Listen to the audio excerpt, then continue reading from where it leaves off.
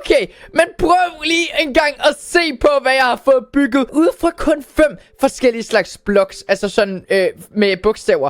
Det er faktisk ikke helt dumt. Jeg har fået bygget en mega flot have herude, hvor der vokser nogle træer, og jeg ved ikke, hvorfor det hernede det stadig er farmland. Det er faktisk ret sejt, at det stadig er blevet det. Og så har vi egentlig fået bygget et helt honninghus. Eller det er i hvert fald gult. Det er meget gult. Men altså, det går nok. Her bor Shadys, ikke? Og her indenfor lige et lækkert billede her. Så det kommer til at være sådan, at jeg sætter en timer i gang. Og hver gang at timeren har været i gang i 5 minutter, så kommer vi til at skulle rulle på et hjul og få en ny blok, vi må bygge med til stedet dernede. Og det skal vi gøre i survival. Jeg må kun tage de blocks, jeg skal bruge i creative, og så skal vi bygge alting i survival. Selvfølgelig for at gøre den her udfordring meget sværere, end hvad den egentlig behøver at være. Jeg ved ikke, hvorfor jeg vil gøre det så svært for mig selv. Det er seriøst dumt. Hvorfor gør jeg sådan nogle ting? Så hvordan kommer man lige her vejen ned? Jo, man sætter bare lava. Ja.